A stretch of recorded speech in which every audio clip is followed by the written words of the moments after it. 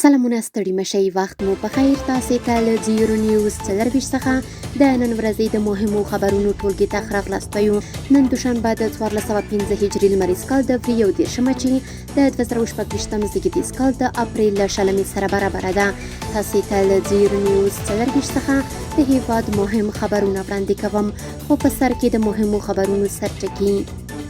ذخیرو او همسه کمپ کې خدماتو ته د افغان کډوالو نه لاسرسی. مولوي عبدالکبیر ویلي چې افغان کډوال لا هم د ذخیرو او همسه په کمپونو کې خدماتو ته لاسرسی نه لري. افغانستان کې میلیونونه اړمند وګړي. یونیسف په خپل راپور کې ویلي چې افغانستان کې 23.2 میلیونه خلک اړمند دي. او د اسلامي امارت صنعت او سوداګرۍ وزیر له خپل بیلاروسي سیال سره لیدنه کې د ټولو هیوادونو ترمنځ د سوداګرۍ د کچې پر لوړولو خبرې کړي. اوس هم بشپړ خبرونه.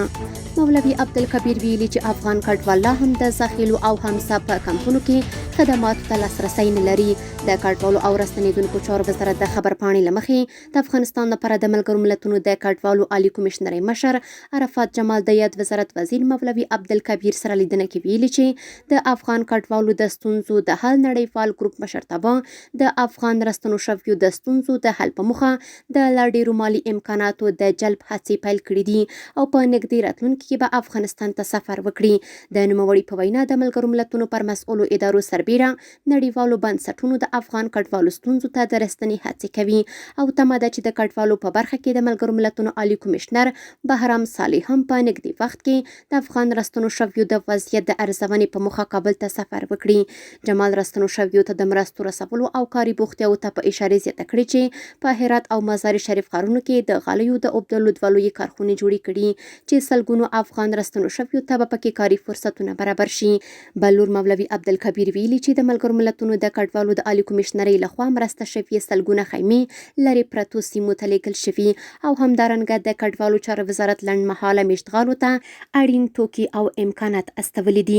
نوموړي د فرضي کرښې هغې غاړې ته د افغان راستنېدونکو وضعیت د اندېښنې وړ بللی او زیاته کړې ده چې لا هم افغان کډوال د ذخیرو او همسه په کمپونو کې د ثبت له ستونزو سره مخ دي او خدماتو ته لاسرسی نه لري. یونیسف په خپل راپور کې ویلي چې افغانستان کې 23.2 میلیونه خلک اړمند دي.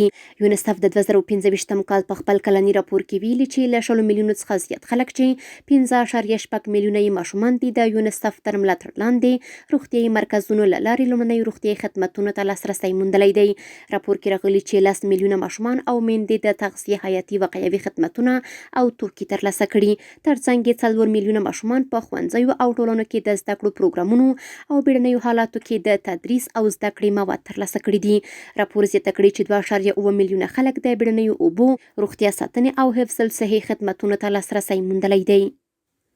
د اسلامي امارت صنعت او سوداګرۍ وزیر له خپل بیلاروسي سیال سره لیدنه کې د دوړو هیوادونو ترمنځ د سوداګرۍ د کچې پر لوړولو خبرې کړي. د صنعت او سوداګرۍ وزارت ویلي چې د یاد وزارت وزیر نورالدین عزیزي له ملپلوي سره ازبکستان ته د سفر پر مهال له خپل بیلاروسي سیال اندری یوګنیویچ کوزنتوف سره لیدنه کې دوړو د دوړو هیوادونو ترمنځ د سوداګرۍ د کچې د لوړولو او له بیلاروس څخه د ډیزلو تیلو او پټرولو د پیرلو په اړه خبرې کړي دي. د غرض عزیزي د بیلاروس پانګوالو ته بلنه ورکړي ترڅو په افغانستان کې د پانګونې له فرصتونو په ځانګړې توګه د درملو په سکتور کې ګټه واخلي او پانګونه وکړي. صنعت او سوداګرۍ وزارت زیاته کړي چې دواړو لورو هوکړه کړې د دواړو وزارتونو د معینانو په کچه یو کاري ټیم جوړ کړي ترڅو د دې کتنې د موضوعاتو په ځانګړې توګه د دواړو هیوادونو ترمنځ د سوداګرۍ د زیاتوالي په اړه لا زیاتې خبرې اترې ترسره کړي. د افغانستان او تاجکستان ترمنځ د برېښنا انرژۍ سکتور کې د ګډو همکاریو پر پیاوړتیا ټینګار شوی.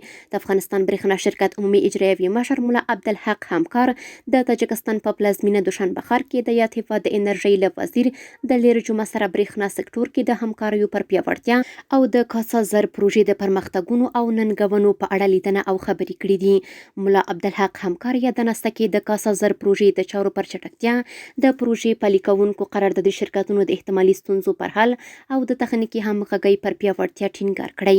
بلور د تاجکستان د انرژۍ وزیر د یادې پروژې سټراټیژیک اهمیت ته په اشاره ویلي چې کاسا زر پروژه نه یوازې د سیمه ییز اتصال یو مهم ګام دی بلکې د انرژۍ د تبادلې او اقتصادي همکاریو د پراختیا لپاره هم یو بنسټیز فرصت برابروي او د دې پروژې چارو په همغږۍ او چټکتیا کې د دوامداره هڅو او ملاتړ ډاډ څرګند کړی.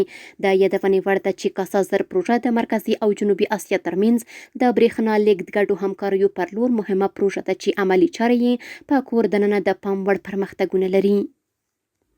او وروستی خبر همدا چې د اندونیزیا په جاکرتا کې د اسلامي امارت سفارت سرپرست مولوي سعدالله بلوچ د بانکدون کنفرانس د 1 کلیزې په منځ غونډه کې ګډون کړی. په جاکرتا کې د اسلامي امارت سفارت د خبرپاڼې له مخې په یادو مراسمو کې د دولتي چارواکو، ډیپلوماټانو، په اندونیزیا کې میشتو سفیرانو او علمي او کلتوري شخصیتونو ګډون درلود. سفارت زیاته کړې چې ګډونوالو د نننۍ نړۍ په شرایطو کې د بانکدون د روحیې پر دوام ټینګار کړی او هغه یې د څو اړخیزې همکارۍ د پیاوړتیا، متقابل درناوي او د هیوادونو ترمنځ د رغنده همکاریو لپاره مهمه لار بللې. دغه راز بلوچ د بانکدون کنفرانس له موزیم څخه لیدنه کړې او د دې تاریخي پیښې ارزښت یې د نړیوالو اړیکو په جوړښت او د مخ پر ودې هیوادونو ترمنځ د همکارۍ په پیاوړتیا کې مهم بللی.